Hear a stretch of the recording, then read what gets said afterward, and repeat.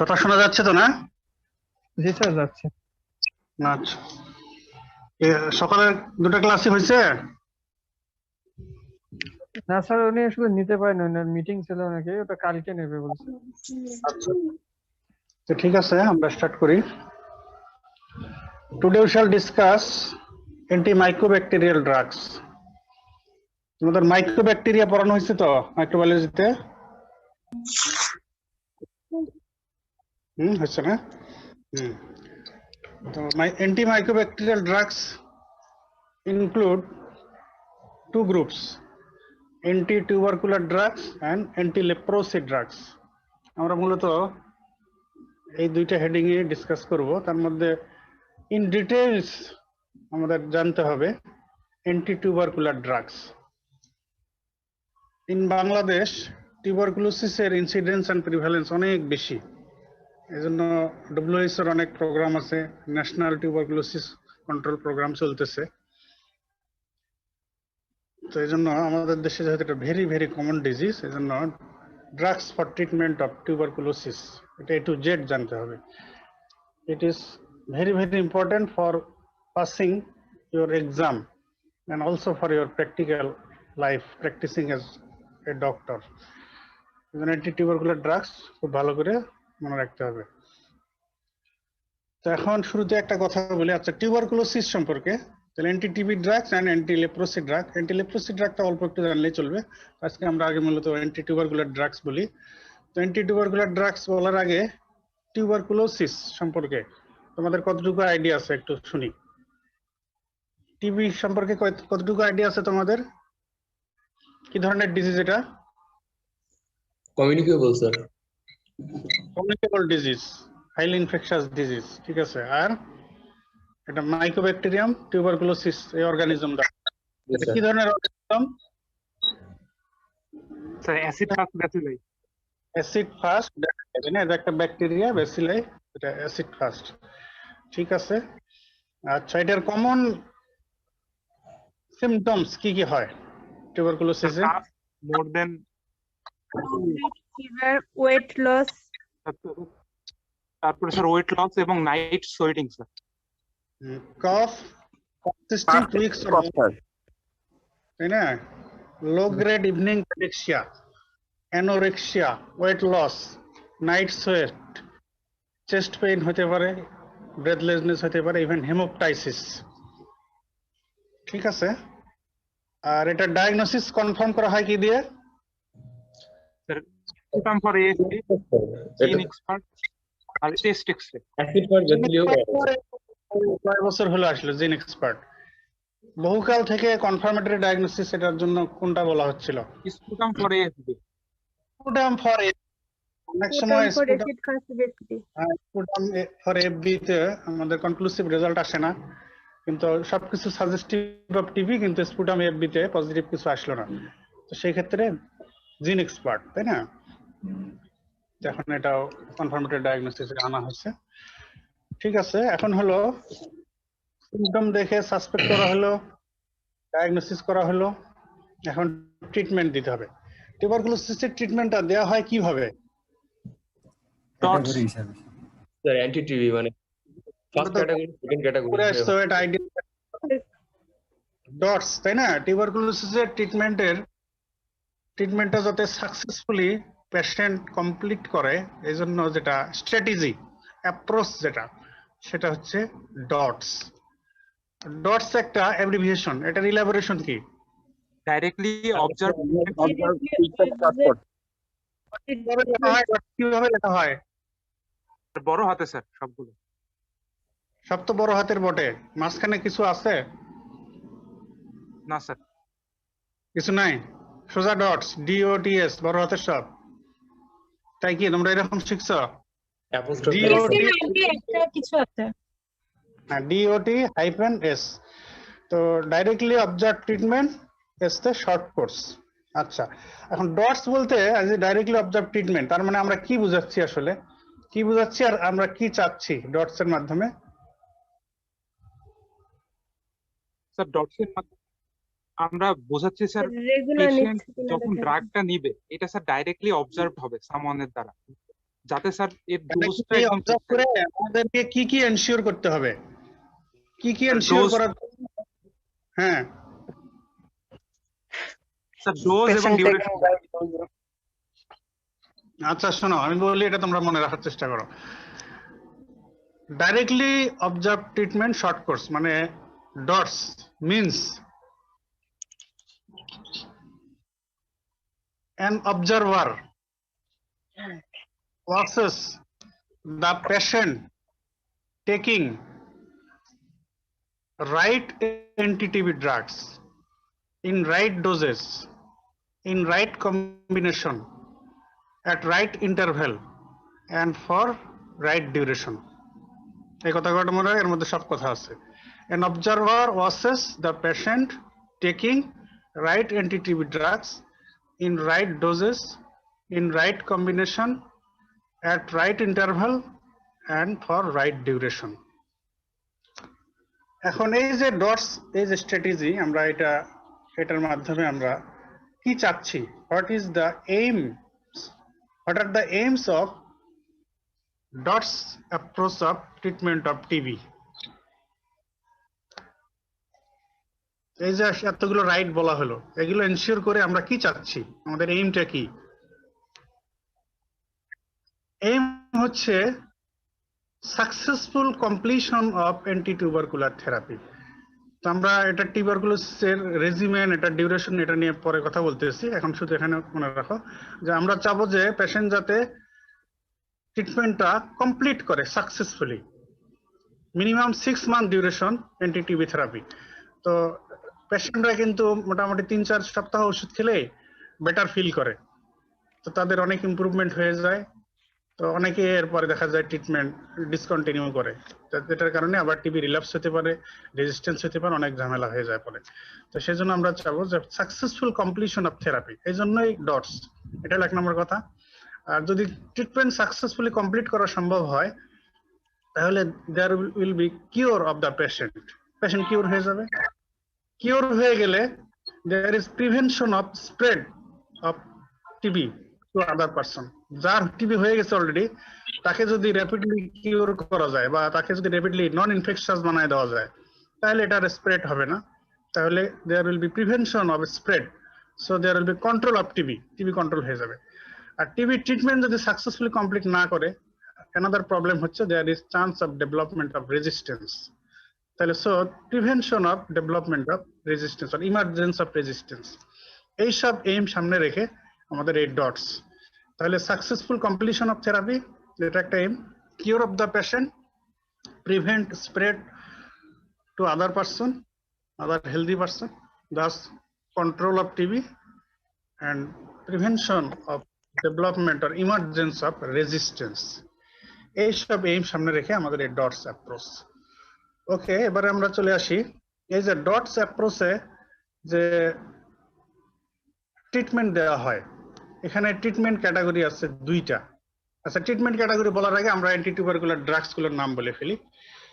What are the anti tubercular drugs? Isoniazid, Isoniazid, rifampicin, pyrazinamide, আর হচ্ছে ethambutol। ঠিক আছে, তোমরা হয়তো আগে পড়ে আসছো এতটুকুই, আইসোনিয়াজাইড, রিফাম্পিসিন, ইথাম্বুটল, পাইরাজিনামাইড, স্ট্রেপ্টোমাইসিন। তো এখানে তোমাদের আর কি জানতে হবে, আগে জানতে হবে যদি বলা হয় what are the anti TB drugs বা classify or categorize anti TB drugs, সেক্ষেত্রে তোমাদের 2টা ক্যাটাগরিতে হবে, and second line anti TB drugs. First line anti TB drugs হচ্ছে যেগুলো রুটিনলি ইউজ হয়, যে কোনো টিবির ডায়াগনোসিস হয়ে গেলে ফার্স্ট যেসব ড্রাগ ইউজ করার চিন্তা ভাবনা আমরা করি সেগুলো হচ্ছে আইএনএস অর আইসোনিয়াজাইড। আচ্ছা, আইএনএস তে কি হয়?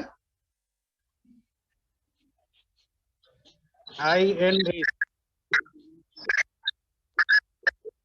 আইসোনিকোটিনিক acid hydrazide, isonicotinic acid hydrazide, সংক্ষেপে এটাকে আইএনএস বা আইসোনিয়াজাইড বলে। এরপরে rifampicin, ethambutol, pyrazinamide and streptomycin, এগুলো হচ্ছে first line anti TB drugs. Second line anti TB drugs হলো যেগুলো কখনো ফার্স্ট টাইম ইউজ করা হয় না। যখন ফার্স্ট লাইন অ্যান্টিটিভি ড্রাগ গুলো ট্রিটমেন্ট দিয়েও যদি রেসপন্ড না হয়, দ্যাট ইজ ফেইলিউর যদি হয়, এটা একটা কারণ। আর একটা হলো যে যদি ফার্স্ট লাইন অ্যান্টিটিভি ড্রাগস গুলো রেজিস্ট্যান্স করে থাকে, অথবা ফার্স্ট লাইন অ্যান্টিটিভি ড্রাগ গুলো ইউজ করার পরে এমন কোন সিরিয়াস অ্যাডভার্স ইফেক্ট দেখা গেল, এই জন্য ওই ফার্স্ট লাইন অ্যান্টিটিভি ড্রাগ আর ইউজ করা নট রিকমেন্ডেড, এরকম যদি হয়ে যায় সেক্ষেত্রে সেকেন্ড লাইন অ্যান্টিটিভি ড্রাগ গুলো ইউজের চিন্তা ভাবনা করা হয়। আচ্ছা, এটার কথা পরে আরো বলা যাবে। আচ্ছা, এখানে একটা কথা তোমাদের আমি বলি, আমরা একটু আগে যে বললাম যে টিউবারকুলোসিসের অর্গানিজমের নাম কি বলা হলো, বা তোমরা কি জানো? এটা ব্যাকটেরিয়া, ভাইরাস না ফাঙ্গাস? ব্যাকটেরিয়া। তো ব্যাকটেরিয়াকে কিল করার জন্য বা ব্যাকটেরিয়ার গ্রোথকে ইনহিবিট করার জন্য যেসব ড্রাগ ইউজ করি আমরা, তাদেরকে কি বলি? অ্যান্টিব্যাকটেরিয়াল। অ্যান্টিব্যাকটেরিয়াল একটা কমন টার্ম ইউজ করা হয়, অ্যান্টিবায়োটিক্স, তাই না? তো অ্যান্টিবায়োটিক্স তো কমন ভালো ভালো অ্যান্টিবায়োটিক আছে। সেফালোস্পোরিনের অনেকগুলো জেনারেশন আছে, কুইনোলন্স আছে, আরো অনেক ম্যাক্রোলাইটস আছে, অনেক অ্যান্টিবায়োটিক্স আছে। কিন্তু দেখা যাচ্ছে যে যদিও টিউবারকুলোসিস অর্গানিজম একটা ব্যাকটেরিয়া, আর আমাদের হাতে অনেক ভালো ভালো অ্যান্টিবায়োটিক্স আছে, তারপরেও কেন আমরা এই আলাদাভাবে অ্যান্টি টিউবারকুলার ড্রাগস ডেভেলপ করেছি, এবং এই কারণে এগুলো আমাদেরকে পড়াও লাগতেছে, জানাও লাগতেছে, মনে রাখা লাগতেছে। আলাদাভাবে কেন অ্যান্টিটিবি ড্রাগ আমাদের জানতে হচ্ছে, বা কেন এদেরকে ডেভেলপ করার প্রয়োজন হলো? অনেক অ্যান্টিবায়োটিকই তো আছে, এটাও একটা ব্যাকটেরিয়া, তো অ্যান্টিবায়োটিক দিয়ে এটা ট্রিটমেন্ট করা যেত না? এটার উত্তর কি?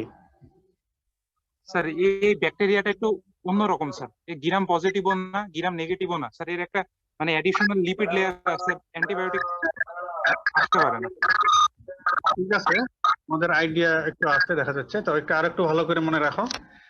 সেটা হলো, যদি তোমাদের হয় যে কেন আমি যে কথাটা বললাম যে অনেক অনেক ভালো ভালো অ্যান্টিবায়োটিক আছে, তো টিউবারকুলোসিসও একটা ব্যাকটেরিয়াল ডিজিজ, তো আমরা ওইসব অ্যান্টিবায়োটিক ইউজ না করে বা ওগুলো দিয়ে ট্রিটমেন্ট না করে কেন আলাদাভাবে অ্যান্টিটিবি ড্রাগ আমরা তৈরি করলাম, সেগুলো দিয়ে ট্রিটমেন্ট করতেছি? উত্তর হলো যে টিউবারকুল bacilli are intrinsically resistant to most of the antibiotics. Tubercle bacilli are intrinsically resistant to most of the antibiotics. Why? কেন resistant তারা intrinsically? এটার কারণ হলো এই ব্যাকটেরিয়ার কিছু ক্রাইটেরিয়া। একটা হলো যে মাইকোব্যাকটেরিয়া বা টিউবারকুল ব্যাসিলাই আর স্লো গ্রোয়িং অর্গানিজম, আর most of the antibiotics, powerful antibiotics are active against rapidly growing or actively multiplying organism. Rapidly growing organism তাদের এগেইনস্টে কিন্তু মোস্ট অ্যান্টিবায়োটিক গুলো কাজ করে, তাদের গ্রোথের বিভিন্ন ফেজে স্টেপে। তো যেহেতু টিউবারকুল ব্যাসিলাস স্লো গ্রোয়িং অর্গানিজম, এজন্য মোস্ট অফ দ্য অ্যান্টিবায়োটিক এখানে কাজ করতে পারে না। টিউবারকুল bacilli may remain as dormant হিসেবে থাকতে পারে। আর আমরা জানি most of the antibiotic actively multiplying সেলের উপরে কাজ করে, আর যেহেতু টিউবারকুল ব্যাসিলাই ডরম্যান্ট হিসেবেও থাকতে পারে, এই জন্য এই ক্ষেত্রেও এইসব antibiotic ineffective. Tubercle bacilli may remain intracellularly, in most case তারা ইন্টারসেলুলারই থাকে, আবার এক্সট্রা সেলুলারিও থাকতে পারে। আর many antibiotics cannot penetrate the mycobacterial cell wall, that is lipid rich mycolic acid rich cell wall. এটা impermeable to many antibiotics. অনেক অ্যান্টিবায়োটিক এই মাইক্রোব্যাকটেরিয়াল সেল ওয়াল এটা পেনিট্রেট করে জানতে পারে না, তাদের ইন্টারসেলুলার অ্যাক্সেসিবিলিটি কম থাকে due to this thick lipid rich cell wall. এই কারণে যেহেতু ইন্টারসেলুলার অ্যাক্সেসিবিলিটি কম, এই মাইক্রোব্যাকটেরিয়াল সেলের ভিতরে ঢোকা এটাও তার মোস্ট অফ দ্য অ্যান্টিবায়োটিকের জন্য টাফ। আবার যেহেতু এই মাইক্রোব্যাকটেরিয়া অর্গানিজম আবার ম্যাক্রোফেজ আর আদার সেলের এগেইনস্টে ফ্যাগোসাইটিক সেলের উইদিন তারা থাকে, রিসাইড করে, সেখান পর্যন্ত অনেক অ্যান্টিবায়োটিকের অ্যাক্সেসিবিলিটি থাকে না, তো এই কারণে কাজ করতে পারে না। আরো কারণ হচ্ছে যে এই টিউবারকুল ব্যাসিলাই আবার কিছু কিছু জায়গায় থাকে, যেমন লাং অ্যাবসেস, লাং ক্যাভিটেশন হয় টিউবারকুলোসিসে, এইসব জায়গায় কিন্তু অ্যান্টিবায়োটিক গুলো পৌঁছতে পারে না ঠিক মতো। Another important ক্রাইটেরিয়া বা টিউবারকুল ব্যাসিলাই যেটার কারণে অ্যান্টিবায়োটিক গুলো ইনএফেক্টিভ হয়, সেটা হলো যে টিউবারকুলোসিসের এই অর্গানিজমের একটা ক্রাইটেরিয়া হলো they rapidly develop resistance to antibiotic. They are very much notorious to develop resistance. তারা খুব সহজে রেজিস্ট্যান্স ডেভেলপ করে ফেলতে পারে অ্যান্টিবায়োটিকে। তো এই কারণে most of the antibiotics R ineffective to treat tuberculosis or to act against tubercular bacilli. এই কারণে আমাদের দরকার হয়েছে যে আলাদাভাবে অ্যান্টি টিউবারকুলার ড্রাগ ডেভেলপ করার।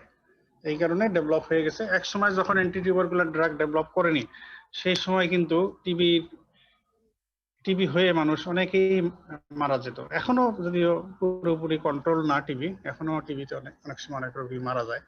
তো আগে এটা টিবি হলে আর একটা কথা ছিল টিবি মানে যক্ষা হলে নেই তার রক্ষা, এই ধরনের কথা মানুষ বলতো। তো যখন অ্যান্টি টিবি ড্রাগ ডেভেলপ করে গেল এরপরে কিন্তু এখন টিবি ট্রিটমেন্ট সাকসেসফুল ট্রিটমেন্ট এখন পসিবল। আর এখন তো আরো শর্ট কোর্স রেজিমেন যেটা ডটস 6 মাসের, আগে তো অনেক আরো লম্বা থেরাপি দেওয়া হতো। আচ্ছা এখানে বলে ফেলি, anti TB drugs therapy combination therapy এটার রেজিমেন কি কি ধরনের আছে? 6 মাস, 6 months, 9 months, 8 months, 12 months, 18 months, even 24 months, এই ধরনের অনেক রেজিমেন ছিল। তো এখন এই tuberculosis control programme, national tuberculosis control প্রোগ্রামে WHO রিকমেন্ডেড যে থেরাপিউটিক রেজিমেন, এখানে বলা হচ্ছে যে 6 month short course therapy, 6 month therapy, এটা দিয়ে ফার্স্ট লাইন থেরাপি দেওয়া হয়। একটা নিউ কেস আর টিবি ডায়াগনোসিস হয়ে গেলে তার ট্রিটমেন্ট বলা হয় এই 6 মান্থস থেরাপি। তো যদি INS আইসোনিয়াজাইড এন্ড রিফাম্পিসিন দিয়ে টিবি ট্রিটমেন্ট দেওয়া হয় তাহলে এই টিবি ট্রিটমেন্ট দিতে হবে অ্যাটলিস্ট 9 মান্থস। আইসোনিয়াজাইড প্লাস রিফাম্পিসিন দিয়ে ট্রিটমেন্ট করলে ট্রিটমেন্ট থেরাপি দিতে হবে 9 মান্থস। তো এর সঙ্গে যদি পাইরাজিনামাইড অ্যাড করে দেওয়া হয়, INS plus rifampicin plus pyrazinamide, তাহলে দেখা যাবে যে এই অ্যান্টিটিবি থেরাপি ডিউরেশন 9 মান্থস থেকে 6 মান্থে নেমে আসবে, তখন 6 মাস দিলেই হবে। তো এখন এই ক্যাটাগরি 1 ট্রিটমেন্ট অফ টিউবারকুলোসিসে কিন্তু দেওয়া হচ্ছে INS, রিফাম্পিসিন, পাইরাজিনামাইড প্লাস ইথাম্বুটল যোগ করে দেওয়া হচ্ছে। কিন্তু তারপরে কিন্তু বলা হচ্ছে যে ট্রিটমেন্ট ডিউরেশন 6 মান্থই থাকবে। তো এখানে তোমাদের ভাইবার জন্য 2টা কোশ্চেন চলে আসে যে কেন INS এর রিফাম্পিসিন দিলে 9 মাস লাগতো, পাইরাজিনামাইড অ্যাড করে দিলে কেন 9 মাস থেকে 6 মাসে নেমে আসে ডিউরেশন। অ্যানাদার কোশ্চেন যে INS, রিফাম্পিসিন এন্ড পাইরাজিনামাইড দিলেই তো 6 মাস থেরাপি দিলে চিকিৎসা হয়ে যায় টিবির। তো এর সঙ্গে ইথাম্বুটল অ্যাড করে দেওয়া হয় ক্যাটাগরি 1 ট্রিটমেন্টে, কিন্তু তারপরও ডিউরেশন আর কমানো হচ্ছে না, 6 মান্থে থেকে যাচ্ছে। তাহলে ইথাম্বুটল অ্যাড করে লাভ কি হলো? ইথাম্বুটলের পরিবর্তে স্ট্রেপ্টোমাইসিনও অ্যাড করা যেতে পারে, তবে আমাদের রিকমেন্ডেড থেরাপি যেটা WHO তাতে ইথাম্বুটলই দেওয়ার কথা বলা হয়েছে। INS, rifampicin, pyrazinamide and ethambutol. তো এই 2টা কোশ্চেনের আনসার হচ্ছে পাইরাজিনামাইড এটা একটা অ্যান্টি টিউবারকুলার ড্রাগ যেটা কিছু স্পেশাল বেনিফিট আছে। তার মধ্যে এটা হলো একটা যে পাইরাজিনামাইড দিলে পাইরাজিনামাইড ইন্ট্রাসেলুলার pH এ পাইরাজিনোইক অ্যাসিডে কনভার্সন হয় by the enzyme pyrazinamidase. By the enzyme pyraminidase, the pyrazinamide is converted within cell into active form pyrazinoic acid, and this pyrazinoic acid disrupts mycobacterial cell membrane metabolism and transport function. এইভাবে সে ইন্ট্রাসেলুলারলি কাজ করে এবং ইন্ট্রাসেলুলারি যে mycobacterium গুলো থাকে, টিউবারকুল bacilli গুলো থাকে, সেগুলোকে পর্যন্ত সে কিল করে। অনেক সময় যে ডরমেন্ট টিউবারকুল ব্যাসিলাই গুলো ইন্ট্রাসেলুলারি ডরমেন্ট অবস্থায় থাকে, তো ইনিশিয়ালি হয়তো যেগুলো অ্যাক্টিভ টিউবারকুল ব্যাসিলাই, তো ইন্টেনসিভ থেরাপিতে সেগুলোকে কিল করা হলো, পেশেন্ট ওয়েল ফিল করলো, সুস্থ মনে হলো। তো এরপরে যদি ট্রিটমেন্ট কন্টিনিউ করা না হয় বা এই যে এই পাইরাজিনামাইড যদি অ্যাড না করা হইতো তাহলে there is risk of persistence of this intracellular dormant tubercle bacilli যাদেরকে বলা হয়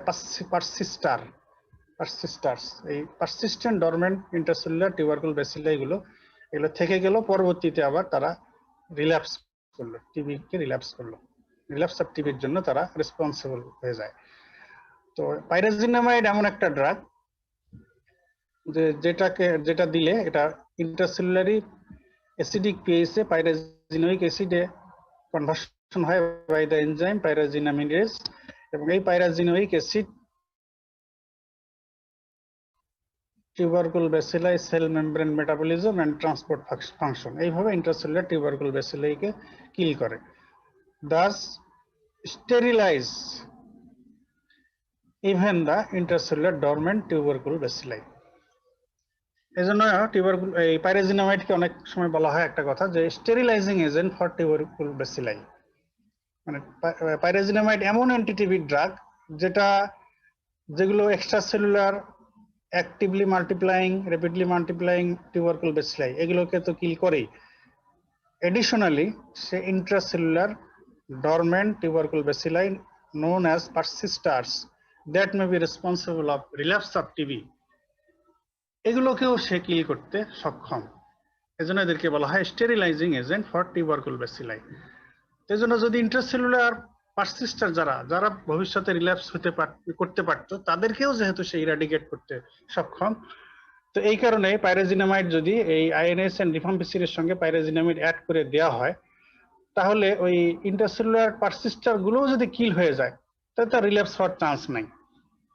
তো সেই জন্য 6 মাসের মধ্যে এক্সট্রাসেলুলার ইন্ট্রাসেলুলার অ্যাক্টিভ ডরম্যান্ট সবগুলোকে কিল করে 6 মাসের মধ্যে সাকসেসফুলি টিউবারকুল ব্যাসিলাইকে টোটালি ইরাডিকেট করা সম্ভব হয়ে যায় সেই জন্যই তখন ট্রিটমেন্ট ডিউরেশন থেরাপি 9 মাস থেকে 6 মাসে চলে আসে so pyrazinamide is added to INS and rifampicin combination এই বেনিফিট নেওয়ার জন্য যে 9 মাস থেকে 6 মাসের ডিউরেশন নামে আনা হলো এখন আমরা প্র্যাকটিক্যালি যেটা ইউজ করি সেটা হলো যে 4টা ড্রাগ ইউজ করি আইএনএস রিফাম্পিসিন পাইরাজিনামাইড এর সঙ্গে আবার ইথামবুটল কিন্তু ইথামবুটল অ্যাড করলেও 6 মাসের নিচে আর ডিউরেশন নামানো হচ্ছে না 6 মাসের নিচে কিন্তু অ্যান্টিটিউবারকুলার কোনো থেরাপিউটিক রেজিমেন নাই মিনিমাম 6 মান্থ যত ড্রাগই দেওয়া হোক তো ইথামবুটল দেওয়া হচ্ছে যদিও এটা ডিউরেশন কমাচ্ছে না এটা it is added for providing additional coverage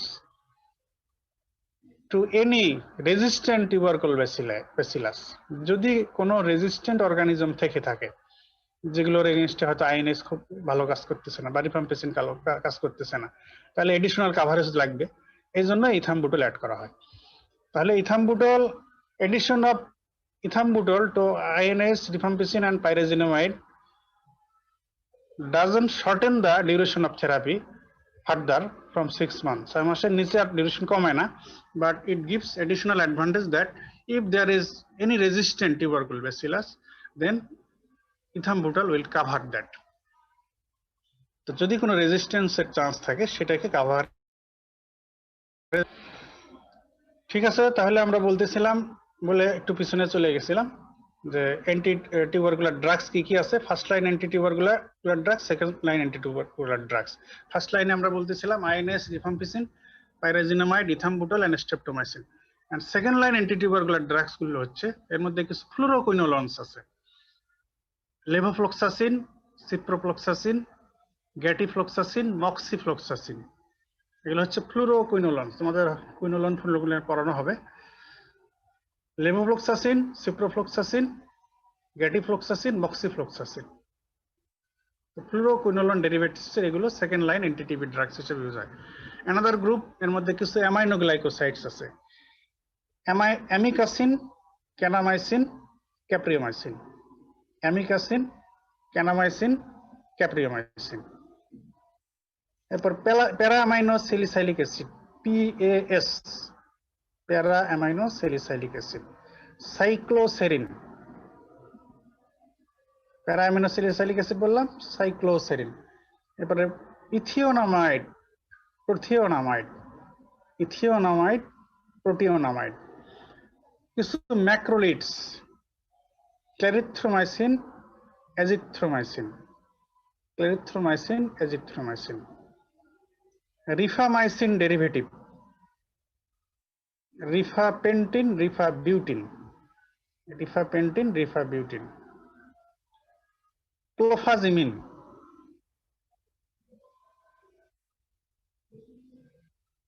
ঠিক আছে। তো এগুলো হলো কিছু second line anti tubercular drugs. এছাড়া নতুন কিছু ড্রাগের মধ্যেও সেকেন্ড লাইন হিসেবে অ্যাড হয়েছে। তার মধ্যে একটা হলো লিনেজোলাইট, লিনেজোলিড, এটা একটা নতুন অ্যান্টিবায়োটিক, এটাও second line anti TB drug হিসেবে ইনক্লুডেড। তাহলে আমরা সেকেন্ড লাইনে কিন্তু অনেকগুলো আছে। তোমাদের ফার্স্ট লাইন ভুলে গিয়ে সেকেন্ড লাইন মনে রাখলে চলবে না। ফার্স্ট লাইনের যে পাঁচটা, এটা অ্যান্টি টিবি ড্রাগস বললে সবার আগে অবশ্যই পাঁচটা ড্রাগের নাম একদম ঠোঁটস্থ রাখতে হবে, যাতে কোনো ভুল না হয়, ওলট পালট না হয়।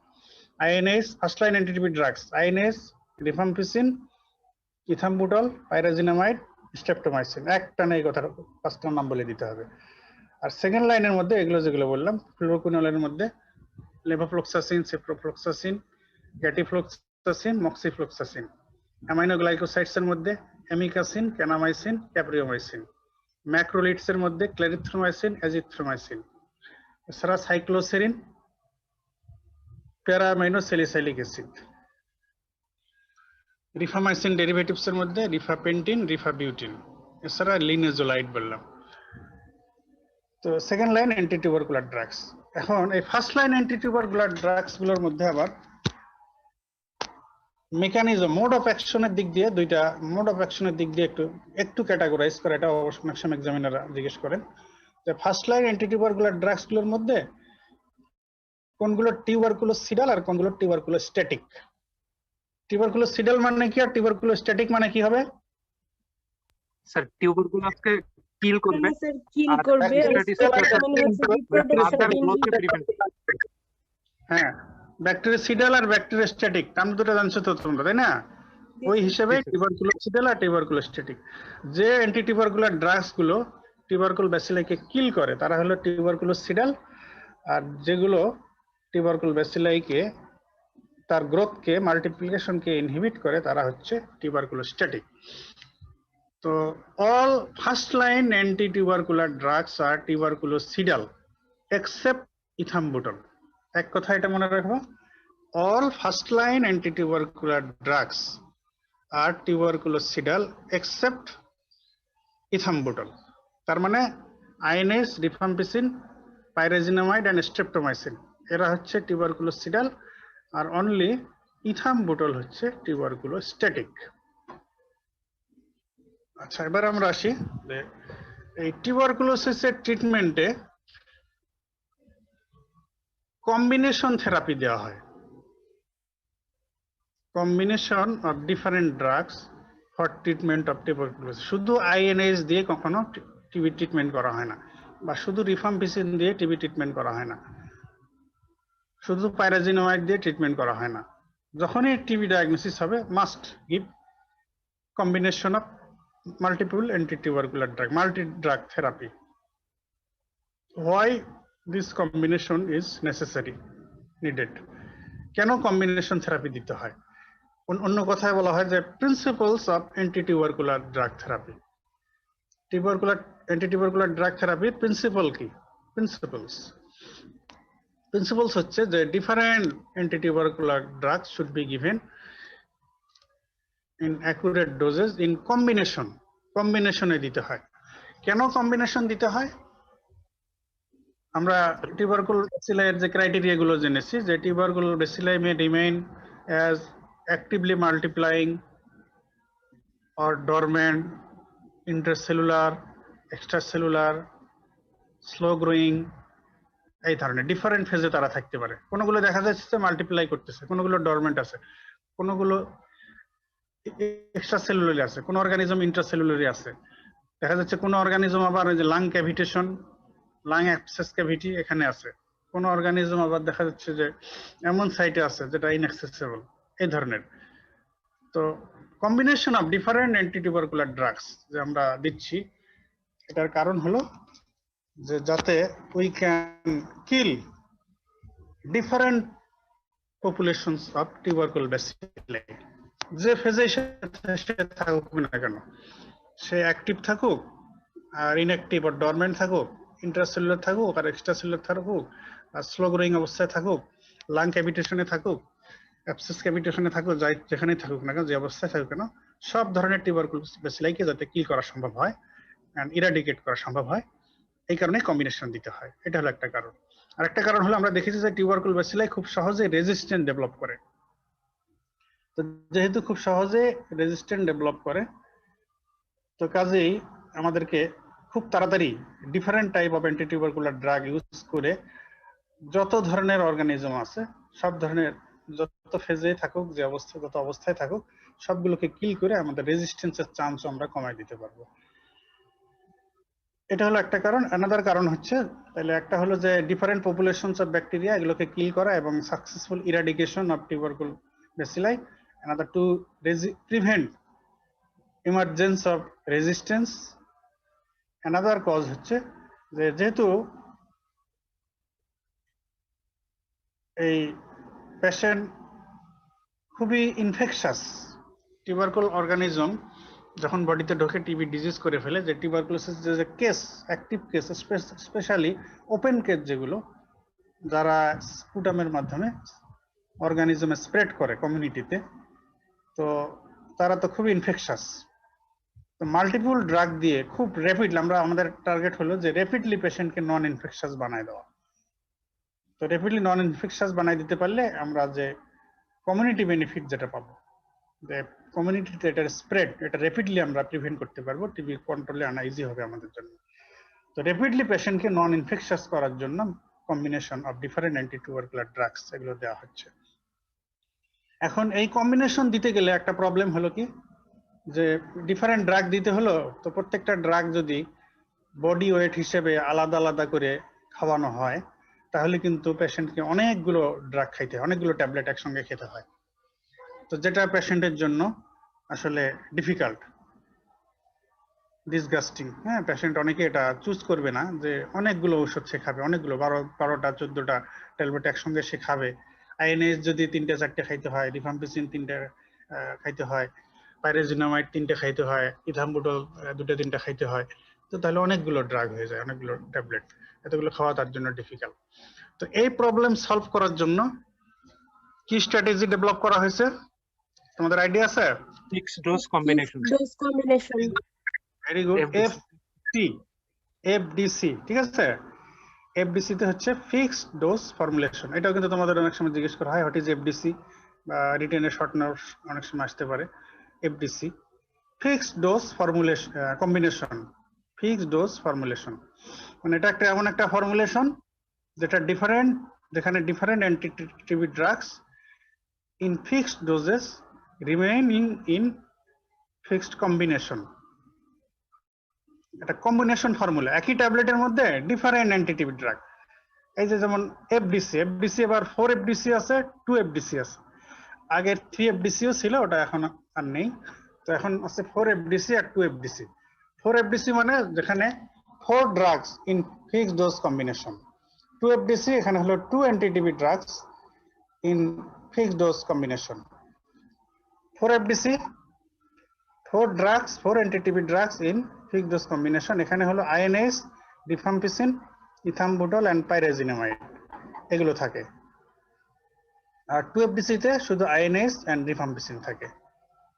তো ফিক্সড ডোজ মানে এটাতে ডোজ ফিক্স করা, আইএনএস কতটুকু, রিফাম্পিসিন কতটুকু, ইথাম্বুটল কতটুকু, পাইরাজিনামাইড কতটুকু, এটা একদম ফিক্সড করা। তো যদি তোমাদের এই লেভেলে মনে রাখতে পারবে কিনা, বা না হলেও তোমাদের প্র্যাকটিক্যালি কিন্তু লাগবে, বা তোমাদের কিন্তু তোমরা যখন ক্লিনিক্যাল মেডিসিনে, রেসপিরেটরি মেডিসিনে টিবি ট্রিটমেন্ট করবে পরীক্ষায়, তখন কিন্তু তোমাদের এটা লাগবে যে এফডিসি তে 4 এফডিসির কন্টেন্ট কি, 2 এফডিসির কন্টেন্ট কি। 4 এফডিসি তে থাকে হচ্ছে 4 ড্রাগস বললাম, আইএনএস থাকে 75 মিলিগ্রাম, রিফাম্পিসিন থাকে 150 মিলিগ্রাম, ইথাম্বুটল থাকে 275 মিলিগ্রাম, and pyrazinamide থাকে 400 মিলিগ্রাম। তাহলে INS 75, rifampicin 150, ইথাম্বুটল 275 and pyrazinamide 400 milligram, এই ফিক্সড ডোজে কম্বিনেশন এগুলো। আর 2 এফডিসি তে শুধু ওই দুটো নাই, এই দুটো ওই সেম ডোজে, INH 75 milligram and rifampicin 150 milligram, এই হচ্ছে ফিক্সড ডোজ। এই ফিক্সড ডোজ কম্বিনেশন এফডিসি এর সুবিধা কি অসুবিধা কি, এটা তোমাদের পরীক্ষা আসতে পারে, জিজ্ঞেস করা হতে পারে। কি সুবিধা? অলরেডি আমি সুবিধা বলে ফেললাম। কি সুবিধা বলো? ড্রাগ নাম্বার কমাই বেড়ে যায় স্যার। মানে এখানে পেশেন্টের উপরে ট্যাবলেটের লোড আমরা কমাই দিতে পারছি। যদি ইন্ডিভিজুয়াল ড্রাগ যদি যার যে কয়টা করে লাগতো আলাদা আলাদা ভাবে যদি দেওয়া হতো, ওই যে বললাম অনেকগুলো ট্যাবলেট খাওয়া লাগতো, হ্যাঁ 10টা 12টা 14টা ট্যাবলেট খাওয়া লাগতো একবারে। তো আমরা সেম ট্যাবলেটের মধ্যে সবগুলো ফর্মুলেশন নিয়ে আসছি, সবগুলো ড্রাগ নিয়ে আসছি ইন কম্বিনেশন। তো এখন দেখা যাবে বডি ওয়েট হিসেবে একটা প্রেসক্রিপশনের জন্য একটা রিকমেন্ডেশন আছে যে বডি ওয়েট হিসেবে কার জন্য 4টা ট্যাবলেট লাগবে, কার জন্য 3টা লাগবে, কার জন্য 2টা লাগবে, এইভাবে একটা কার জন্য 5টা লাগবে।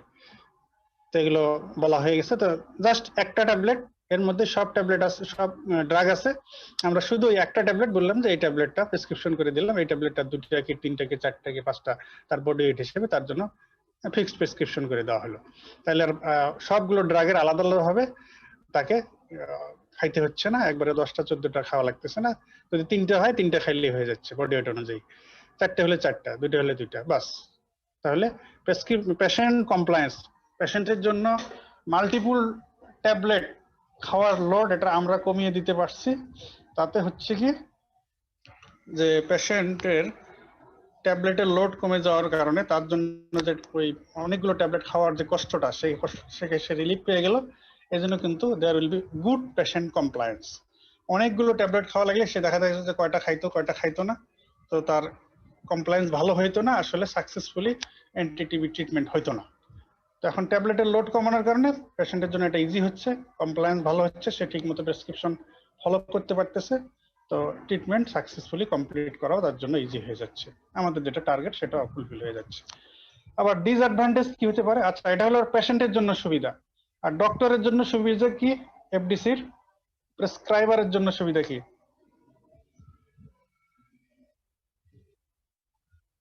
ডক্টরের জন্য কোনো সুবিধা নাই এফডিসির? মনে রাখা ইজি হয়ে যায়। প্রেসক্রিপশন করাটা ইজি হচ্ছে না আমাদের জন্য। যদি পেশেন্ট যেমন অনেকগুলো ট্যাবলেট আলাদা আলাদা করে খাইতে কষ্ট ফিল করে, তো আমরা যদি প্রত্যেকটা ট্যাবলেটের আলাদা আলাদা নাম লিখতাম আর প্রেসক্রিপশন করতে হতো আলাদা আলাদা, প্রত্যেকটা কয়টা করে আলাদা করে প্রেসক্রিপশনে লিখে দেওয়া লাগতো, তাহলে আমাদের জন্য তো প্রেসক্রিপশন করাটাও ডিফিকাল্ট হয়ে যেত। এবং প্রত্যেকটার আলাদা আলাদা ভাবে হিসাব মেনটেন করা, কার জন্য বডি ওয়েট হিসাবে কোনটা কত কয়টা লাগবে এটা মেনটেন করা, এবং সেইভাবে অ্যাকুরেটলি কারেক্টলি প্রেসক্রিপশন করা, এটা আমাদের জন্য কষ্টকর হয়ে যেত। তো সেটা থেকেও আমরাও রিলিফ পাচ্ছি। সো আর অনেকগুলো ড্রাগ আলাদা আলাদা ভাবে প্রেসক্রাইব করতে গেলে আমাদের প্রেসক্রিপশন এরর হওয়ারও চান্স ছিল। তো এখন জাস্ট একটা ওষুধের নাম লিখে আমরা জাস্ট কয়টা করে লিখে দিলাম, তো এবং সেটাও বডি ওয়েট হিসেবে ফিক্সড করা আছে, কার জন্য কোন ওয়েটের জন্য কয়টা লাগবে। তো এটা আমাদের জন্য ইজি হয়ে যাচ্ছে। এই জন্য there is reduction of chance of prescription error, prescription এররের চান্সও কমে যাচ্ছে। এই হলো আমাদের জন্য সুবিধা। এখন অসুবিধা কি? ডিসঅ্যাডভান্টেজ অফ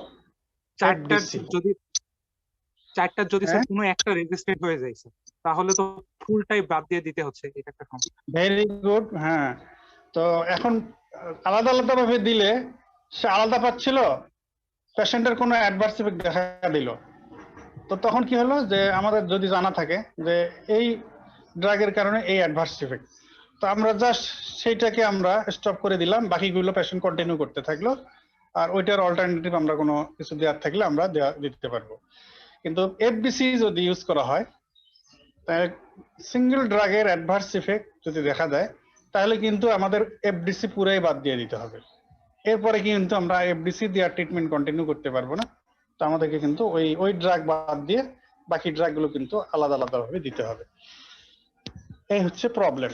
ম্যাক্সিমাম ক্ষেত্রে আমাদের অ্যাডভান্টেজ, তো রেয়ারলি এই ধরনের অকেশন হতে পারে যে যখন আমাদের এই প্রবলেমটা আমাদের ফেস করতে হতে পারে। তো মূলত আসলে অ্যাডভান্টেজের জন্যই এফডিসি ডেভেলপ করানো হয়েছে, এবং এটাই কিন্তু এই ন্যাশনাল টিউবারকুলোসিস গাইডলাইনে, কন্ট্রোল প্রোগ্রামে, গাইডলাইনে, WHO রিকমেন্ডেড গাইডলাইনে এখন কিন্তু অনেক বছর থেকে এই এফডিসি ইউজ করা হচ্ছে। আচ্ছা, এবারে আমরা আসি ট্রিটমেন্ট ক্যাটাগরি অফ টিউবারকুলোসিস। আমরা যে টিউবারকুলোসিসের ট্রিটমেন্ট দেই এটার জন্য WHO ক্যাটাগরাইজ করে দিয়েছে যে কাকে আমরা কি ক্যাটাগরিতে ট্রিটমেন্ট দেব। সেই ক্যাটাগরিতে ভাগ করা হয়েছে দুইটা, ক্যাটাগরি 1 এন্ড ক্যাটাগরি 2। ক্যাটাগরি 1 হচ্ছে তাদের জন্য ক্যাটাগরি 1 ট্রিটমেন্ট প্রযোজ্য new cases of any new cases of any sited tuberculosis, যে বডির যে কোনো সাইটে টিউবারকুলোসিস হোক না কেন, সেটা পালমোনারি হোক এন্ড এক্সট্রা পালমোনারি হোক, সেটা যদি নিউ কেস হয়ে থাকে তাহলে সে পাবে ক্যাটাগরি 1 ট্রিটমেন্ট। সেটা ওপেন কেস হোক আর ক্লোজ কেস হোক, স্পুটাম স্মিয়ার পজিটিভ হোক আর স্মিয়ার নেগেটিভ হোক, যেটাই হোক না কেন, যদি নিউ কেস হয়ে থাকে তাহলে he or she is candidate for category 1 treatment. আর ক্যাটাগরি 2 ট্রিটমেন্ট হচ্ছে যদি ট্রিটমেন্ট ফেলিউর হয়ে থাকে, যদি treatment after default, treatment failure মানে তাকে এনটিটিভি ড্রাগস ফুল কোর্সে দেওয়া হয়েছে, ফুল ডোজে দেওয়া হয়েছে, তারপরও তার টিবি ইরাডিকেশন হয়নি, কিওর হয়নি, এটা হলো তখন বোঝা গেল যে ট্রিটমেন্ট ফেলিউর হয়ে গেছে। আর ট্রিটমেন্ট আফটার ডিফল্ট, ডিফল্ট হলো তারাই যে যারা ট্রিটমেন্ট স্টার্ট করছিল, স্টার্ট করার 1 মাস বেশি সময় পরে সে আবার ট্রিটমেন্ট ডিসকন্টিনিউ করছে, ট্রিটমেন্ট শুরু করে পরে ডিসকন্টিনিউ করছে, মানে ডিফল্টার। এদের পর্বে যখন আবার ট্রিটমেন্ট দেওয়া হবে সেটাকে বলা হয় treatment after default. Another one হচ্ছে রিল্যাপস কেস। টিবি ট্রিটমেন্ট দেওয়া হয়েছিল, ফুল কোর্স দেওয়া হয়েছে, 6 মাসের ট্রিটমেন্ট কমপ্লিট,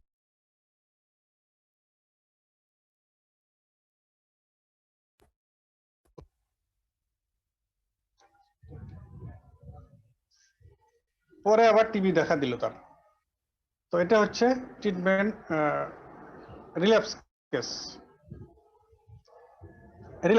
এটা হচ্ছে রিল্যাপস কেস, যে ট্রিটমেন্ট দেওয়া হয়েছিল তখন ভালো হয়ে গেছিল, পরে নতুন আবার দেখা দিল, রিল্যাপস হয়ে গেল। এই সব ক্ষেত্রে দেখা দেওয়া হয় হচ্ছে ক্যাটাগরি 2 ট্রিটমেন্ট। তাহলে কি কি হলো? Treatment failure, treatment after default and treatment for the relapse case. Treatment failure, treatment after default and treatment for relapse case, এটা পাবে ক্যাটাগরি 2 ট্রিটমেন্ট। তো ক্যাটাগরি 1 ট্রিটমেন্ট এর ডিউরেশন হচ্ছে 6 মান্থস। ক্যাটাগরি 1 ট্রিটমেন্ট এর ডিউরেশন হচ্ছে 6 মান্থস। তো 6 month ডিউরেশনকে আবার দুই ভাগে ভাগ করা হয়েছে, দুইটা ফেজে। ইনিশিয়াল অর ইন্টেনসিভ ফেজ, এটা হচ্ছে 2 মাস, এরপরে কন্টিনিউশন ফেজ হচ্ছে 4 months. Initial or intensive phase এটা হচ্ছে 2 মাস and continuation phase হচ্ছে 4 months. Initial 2 months এটাকে ইন্টেনসিভ থেরাপি দেওয়া হয়, মানে ইন্টেনসিভ ফেজ, ইন্টেনসিভ থেরাপি দেওয়া হয় এখানে, মানে অনেকগুলো ড্রাগ, মানে 4টা ড্রাগ মিনিমাম দেওয়া হচ্ছে। উদ্দেশ্য হলো যে পেশেন্টকে র্যাপিডলি নন ইনফেকশাস বানায় দেওয়া, যাতে পেশেন্ট নন ইনফেকশাস হয়ে যায়, সেও যেমন কিওর হবে, সাথে তাড়াতাড়ি সে যেন স্প্রেডও আর না করতে পারে, এই ফেজের পর্যায়ে তাকে নিয়ে যাওয়া। এই জন্য ইন্টেনসিভ ফেজ। এখানে ইউজ করা হয় 4টা drug, INH, rifampicin, ethambutol and পাইরেজিনামাইড। তো 2 মাস এই 4টা ড্রাগ দেওয়ার পরে ইন্টেনসিভ ফেজ কমপ্লিট, এরপরে দেওয়া হয় কন্টিনিউশন ফেজ। এখানে INS and rifampicin for another 4 months. এই হচ্ছে category 1 treatment, total 6 months duration.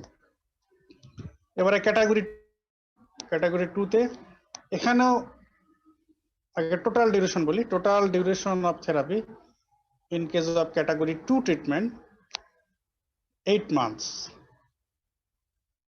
8 months দেওয়া হয়, এর মধ্যে আবার দুই ভাগে ভাগ করা, intensive or initial phase 3 months and continuation phase এখানে আবার 5 months.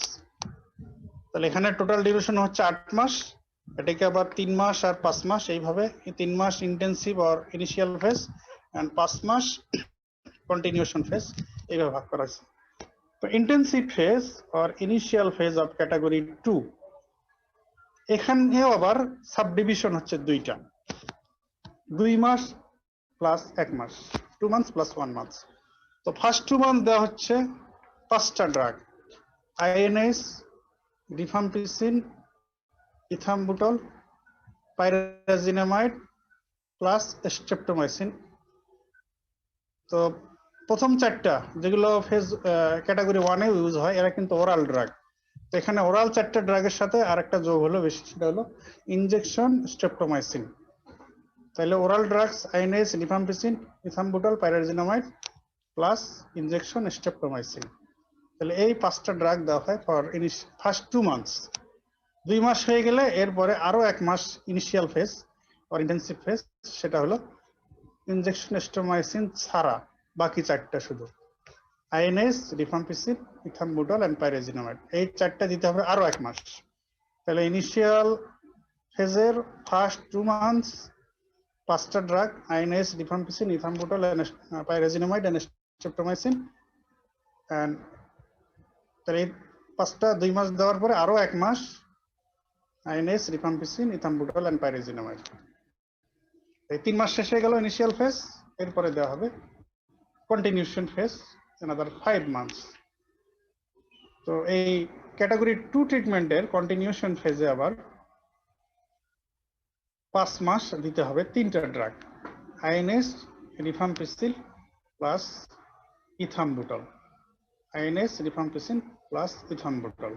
These 3 drugs should be continued for further 5 months to complete total duration of 8 months in case of category 2 treatment. তো এখানে তোমাদের আবার রিসেন্ট একটা অ্যাডভান্সমেন্ট তোমাদেরকে বলে রাখি, সেটা হলো রিসেন্টলি কিন্তু এই category 2 treatment of antitubercular drug therapy, এখানে কিন্তু ইনজেকশন স্ট্রেপ্টোমাইসিনকে বাদ দিয়ে অ্যাড করার কথা বলা হয়েছে লেভোফ্লক্সাসিন ট্যাবলেট লেভোফ্লক্সাসিন। তো সেই ক্ষেত্রে আবার এর রেজিমেন্টটা একটু চেঞ্জ হয়ে যায়। যদি লেভোফ্লক্সাসিন দিয়ে সেকেন্ড ক্যাটাগরি 2 ট্রিটমেন্ট অ্যান্টিটিবি থেরাপি দেওয়া হয়, তখন ইনজেকশন স্ট্রেপ্টোমাইসিন বাদ হয়ে যায় এবং পুরো ডিউরেশনটা জুড়েই তখন এই 5টা drug INH, rifampicin, ethambutol, pyrazinamide plus levofloxacin এটা 6 মান্থ দিয়ে স্টপ করে দেওয়ার কথা। তো যদি 6 মান্থ পরেও যদি পজিটিভ থাকে তাহলে এটা ফার্দার কন্টিনিউশনের কথা বলা আছে। তো রিসেন্ট গাইডলাইনে এতটুকু চেঞ্জের কথা আসতেছে, সেটা হলো ইনজেকশন স্ট্রেপ্টোমাইসিনের অ্যাডভার্স ইফেক্ট অনেক বেশি এবং এটা খুব পেইনফুল, জন্য এটাকে বাদ দেওয়ার চেষ্টা করা হচ্ছে অনেকদিন থেকেই, অনেক স্টাডি হয়েছে। তো রিসেন্টলি বলা হয়েছে যে লেভোফ্লক্সাসিন স্ট্রেপ্টোমাইসিনের জায়গায় দিয়ে ট্রিটমেন্ট করা যেতে পারে।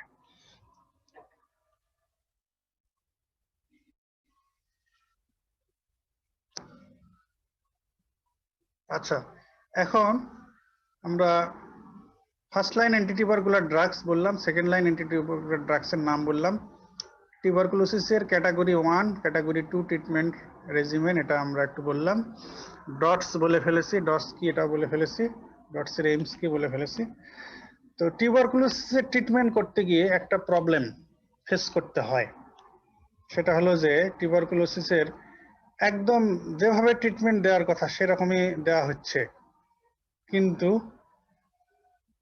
পেশেন্ট এবং ডায়াগনোসিসও আমাদের কারেক্ট ছিল যে টিউবারকুলোসিস, কিন্তু পেশেন্টের অ্যান্টিটিউবারকুলার কম্বিনেশন থেরাপিতে রেসপন্ড করতেছে না। তখন আমরা কি সন্দেহ করব? রেজিস্ট্যান্ট বলো। রেজিস্ট্যান্স হয়ে গেছে।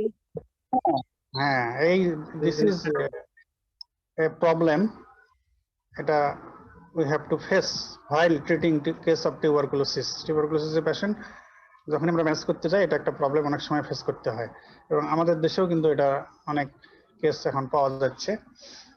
এবং বলা হচ্ছে যে ওয়ার্ল্ডে এই রেজিস্ট্যান্ট কেস অফ টিউবারকুলোসিস এর এটারও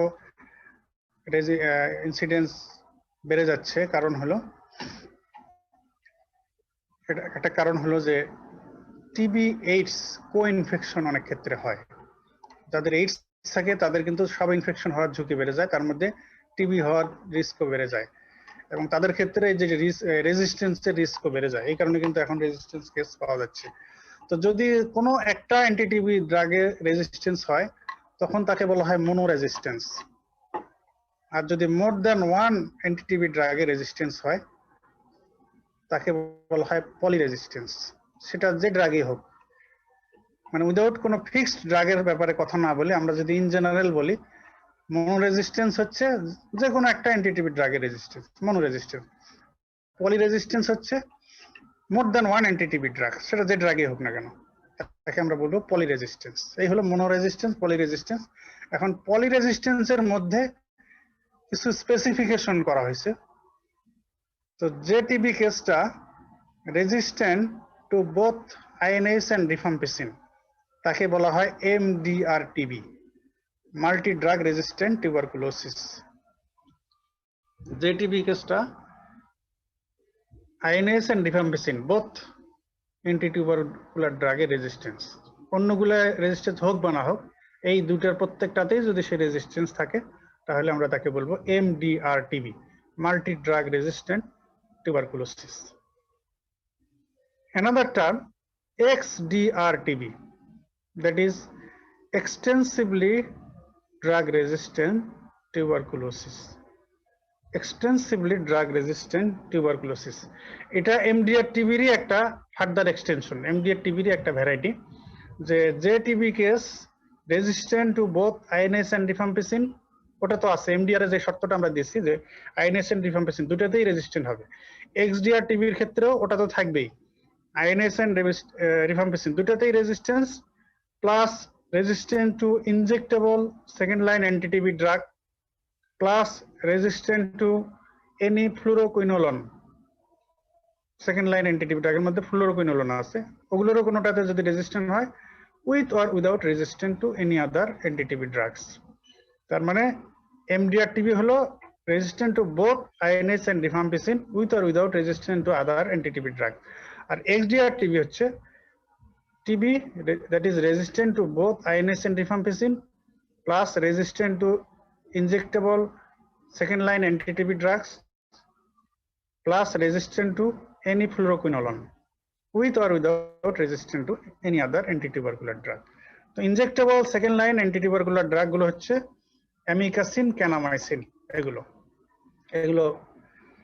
ইনজেক্টেবল। তো তাহলে আইএনএস রিফাম্পিসিন দুইটাতেই রেজিস্ট্যান্স, সাথে injectable second line anti TB drug সেটাতেও রেজিস্ট্যান্ট, প্লাস এনি ফ্লুরোকুইনোলন এটাতেও রেজিস্ট্যান্ট। অন্য ড্রাগ গুলোতে রেজিস্ট্যান্ট হোক বা না হোক, তাহলে তাকে বলবো এক্সডিআর টিবি।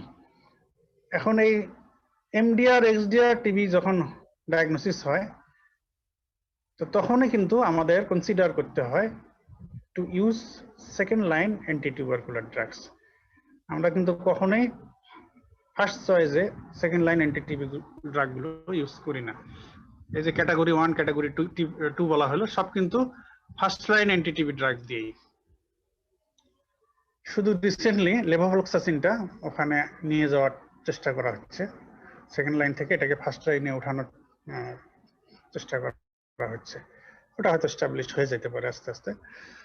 তো ইউজুয়াল কথা যেটা অনেকদিন থেকে চলে আসছে, যে সেকেন্ড লাইন অ্যান্টিটিবি ড্রাগ গুলো আমরা কখনোই প্রথমে ইউজ করি না। তো কখন সেকেন্ড লাইন অ্যান্টিটিবি ড্রাগ গুলো ইউজ করার চিন্তা করা হয়, তো যদি দেখা যায় যে ফার্স্ট লাইন অ্যান্টিটিবি ড্রাগ দিয়ে টিবি চিকিৎসা দেওয়া হয়েছে কিন্তু পেশেন্ট রেসপন্ড করতেছে না, তখন আমরা মনে করবো there is chance of resistance, এই কারণে ফার্স্ট লাইন অ্যান্টিটিবি ড্রাগে রেসপন্ড করতেছে না, তখন আমরা কনসিডার করতে পারি যে সেকেন্ড লাইন অ্যান্টিটিবি ড্রাগ দেওয়া যেতে পারে। এটা হলো একটা। আরেকটা হলো যে যদি আমরা ট্রিটমেন্টের শুরুতে যদি আমরা করে থাকি যে culture and susceptibility test, culture and sensitivity test, antimicrobial sensitivity test করে যদি দেখা গিয়ে থাকে যে কোনো ফার্স্ট লাইন অ্যান্টিটিবি ড্রাগসে অলরেডি পেশেন্ট রেজিস্ট্যান্ট, সেক্ষেত্রে আমরা অনেক সময় শুরুতেই সেকেন্ড লাইন অ্যান্টিটিবি ড্রাগও ইউজ করার চিন্তা করতে পারি। Another reason for using second line anti TB drug সেটা হচ্ছে যে যদি দেখা যায় যে ফার্স্ট লাইন অ্যান্টিটিবি ড্রাগ যেগুলো আমরা ইউজ করি ট্রিটমেন্টে ক্যাটাগরি 1 এন্ড ক্যাটাগরি 2 তে, তো তা কোনো ড্রাগ ইউজের কারণে যদি এমন কোনো serious life threatening adverse effect দেখা দিয়ে থাকে যার কারণে সেই ফার্স্ট লাইন অ্যান্টিটিবি ড্রাগ আর আমাদের ইউজ করা সম্ভব নয়, ইউজ করা চলবে না, সেটাকে অবশ্যই একদম টোটালি উইথড্র করেই দিতে হবে। সেক্ষেত্রে সেকেন্ড লাইন অ্যান্টিটিউটিভ ড্রাগ ইউজ করা ব্যাপারে আমরা চিন্তা করতে পারি। তাহলে একটা হলো যে ফার্স্ট লাইন অ্যান্টিটিউটিভ ড্রাগ দিয়ে ট্রিটমেন্ট দেওয়া হয়েছে কিন্তু রেসপন্ড করতেছেন না, সেই ক্ষেত্রে আমরা চিন্তা করতে পারি যে হয়তো রেজিস্ট্যান্স হয়ে গেছে, এই কারণে রেসপন্ড করতেছে না। সেই ক্ষেত্রে আরেকটা হলে যদি আমরা শুরুতেই কালচার এন্ড সেন্সিটিভিটি টেস্টে দেখে থাকি যে কোনো ড্রাগ অলরেডি রেজিস্ট্যান্ট, সেক্ষেত্রে সেকেন্ড লাইন চিন্তা করা যেতে পারে। আর একটা হলো যে ফার্স্ট লাইন ড্রাগ দিয়ে ট্রিটমেন্ট দিতে গিয়ে যদি কোনো ফার্স্ট লাইন অ্যান্টিটিভি ড্রাগের এমন কোনো অ্যাডভার্স ইফেক্ট দেখা দিয়ে থাকে যেই কারণে সেই ড্রাগকে টোটালি ট্রিটমেন্ট রেজিমেন্ট থেকে বাদ দিয়ে দিতে হয়, উইথড্র করে দিতে হয়, সেক্ষেত্রে second line anti TB drug use করা চিন্তা করা যেতে পারে। তবে second line anti TB tubercular drugs ইউজের ক্ষেত্রে যেটা রিকমেন্ডেশন, যে এটা কখনো outside hospital second line anti TB drugs use করা যাবে না। যদি আমরা এমডিআর টিবি বা এক্সডিআর টিবি সাসপেক্ট করি বা ডায়াগনোসিস করি, তখনই এই কেস রেফার করে দিতে হবে। বাংলাদেশে এই রেজিস্ট্যান্স কেস অফ টিউবারকুলোসিস এটার ম্যানেজমেন্টের জন্য যে ফিক্সড সেন্টার্স আছে আর হসপিটালস আছে, সেখানে যেমন national institute of chest diseases and hospital, Mohakhali, Dhaka, মূলত এখানেই এমডিআর টিবি, এক্সডিআর টিবি এগুলোর ম্যানেজ করা হয়। সেখানে সেইভাবে এক্সপার্টাইজ ডেভেলপ করানো হয়েছে, সেইভাবে ওখানে সবকিছু এখানে ডেভেলপ করানো হয়েছে। তো সেখানে এগুলোকে ম্যানেজ করা, এগুলোর অ্যাডভার্স ইফেক্ট ট্যাকল করা, এগুলোর জন্য ম্যানেজমেন্ট ফ্যাসিলিটিস রাখা হয়েছে। সেখানে তখন এটা রেফার করতে হয়, এখানে এগুলো ম্যানেজ করতে হয়।